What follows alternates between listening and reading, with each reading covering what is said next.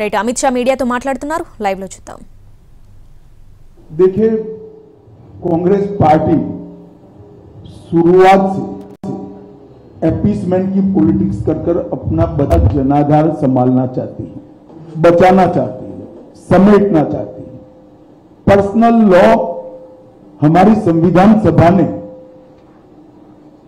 देश के विधानमंडलों और देश की संसद को आदेश किया था कि जब भी अनुकूलता खड़ी हो इस देश में यूसीसी यूनिफॉर्म सिविल कोड लाया जाए। संविधान सभा में ज्यादातर सदस्य कांग्रेस के ही थे, वहीं यह निर्णय हुआ था क्योंकि किसी भी पंथ निरपेक्ष देश के लिए धर्म के आधार पर कानून ठीक नहीं है। फिर भी आज ये जानते हुए भी संविधान के स्पिरिट से बिल्कुल उल्टा कांग्रेस ने अपने घोषणा पत्र में पर्सनल लॉ को लाने की बात करी है। भारतीय जनता पार्टी इसकी निंदा करती है।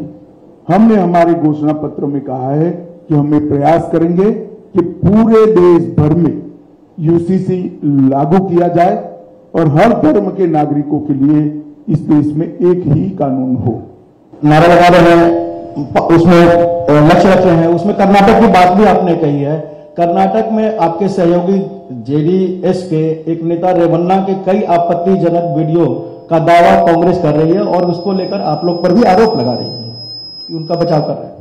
देखिए श्री रेवन्ना का जो समाचार पत्रों में और चैनलों में चल रहा है वो बिल्कुल आघातजनक है।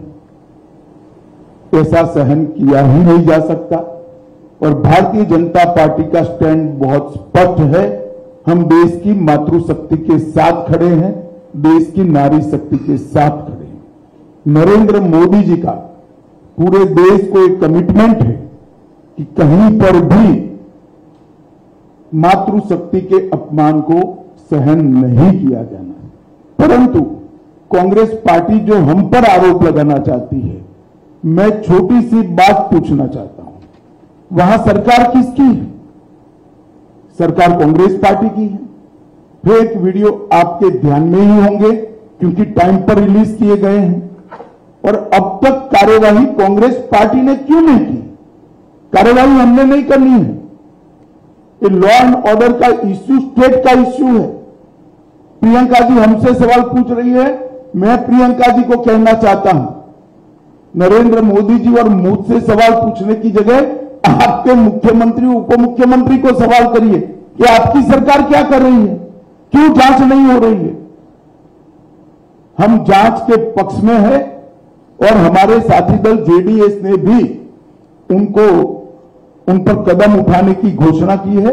आज शायद उनकी कोर कमेटी की मीटिंग है और कदम उठाए भी जाएंगे। इस प्रकार की घटनाओं को सार्वजनिक जीवन में, समाज में या निजी तौर पर कहीं पर कोई स्थान नहीं होना चाहिए। कठोर से कठोर कदम उठाने चाहिए। ये भारतीय जनता पार्टी का स्टैंड अफर है और उसमें कोई कंफ्यूजन भारतीय जनता पार्टी में किसी स्तर पर नहीं है। हम महिला शक्ति के अपमान का, मातृशक्ति के अपमान का घोर निंदा करते हैं। गृह मंत्री जी, एक कांग्रेस में खास जो सिविल कांग्रेस मैनिफेस्टो में एक बात उठाई गई है कि जो सिविल कॉन्ट्रैक्ट्स है उसमें भी मुस्लिमों को के लिए स्थान दिया जाएगा, प्रायोरिटी दी जाएगी। इसको लेकर क्या कहेंगे? देखिए, मुझे लगता है कि कांग्रेस पार्टी जीतने के डेस्परेशन के अंदर सामान्य विवेक भी खो चुकी है। जो कॉन्ट्रैक्ट वो तो कौन फर्स्ट लोएस्ट है, सेकंड लोएस्ट है, इसके आधार पर तय करना चाहिए। किसका काम करने का अनुभव है, नहीं है, इसके आधार पर तय करना चाहिए। पास्ट में कैसा काम किया है, इसके आधार पर तय करना चाहिए। अब कॉन्ट्रैक्ट में भी अगर एक धर्म को दाखिल करना चाहते हैं तो मैं कांग्रेस पार्टी को पूछना चाहता हूं कि कांग्रेस के अध्यक्ष के बारे में भी आपकी कोई रिजर्वेशन की, माइनॉरिटी की योजना हो तो उसको घोषित कर दीजिए। इतना ही बचा है। अमित जी, मेरा सवाल ये है कि प्रधानमंत्री बार बार ये कह रहे हैं कि 100 दिनों के अंदर वो एक बड़े फैसले लेने वाले हैं, उनकी सरकार कई बड़े फैसले। विकास जी, 100 दिन होंगे, मालूम पड़ जाएगा, हम ही जीत कर आने वाले। थोड़ी क्यूरियोसिटी को शांत करें। चलिए, मेरा सवाल ये है, क्या कुछ नहीं निकलेगा भैया, क्यूरियोसिटी शांत। समाज नागरिक संहिता को लेकर बार बार ये कहा जा रहा है कि शायद 100 दिन के भीतर लागू हो जाएगी। वो आपकी एक कल्पना है। हमने हमारे घोषणा पत्र में 5 साल के घोषणा पत्र में रखा है, उचित समय पर हो जाए। और राहुल गांधी बोल रहे हैं कि एक्सरे की बात चल रहा है देश में, जिससे दूध का दूध और पानी का पानी हो जाएगा। इसमें क्या विचार है आपके? देखिए, राहुल जी कुछ भी बोल सकते हैं, कुछ भी कर सकते हैं। गनीमत है कि उनको करने का मौका जनता नहीं देती है और इस बार भी नहीं मिलने वाला है। धन्यवाद। अब शायद वीडियो ठीक से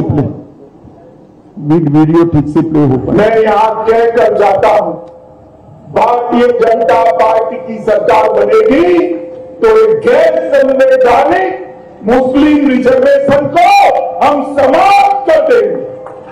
ये अधिकार तेलंगाना के एससी, एसटी और ओबीसी का है, वो अधिकार उनको मिलेगा और मुस्लिम रिजर्वेशन को हम समाप्त कर देंगे।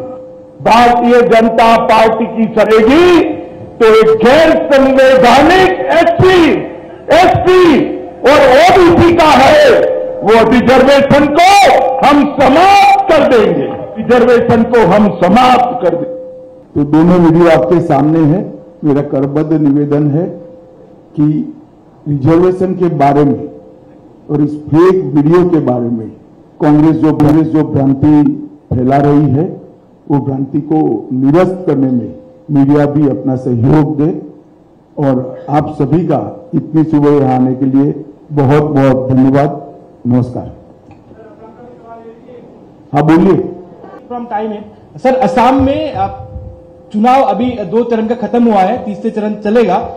भारी संख्यक माइनॉरिटीज लोगों का ये मतलब सहाय मिल रहा है और नेतृत्व में दिखा जा रहा है। हिमंत विश्व शर्मा जी भी बहुत ही खास तौर से जगह जगह में माइनॉरिटी एरिया में कैंपेन कर रहे हैं और मुस्लिम का भारी तरफ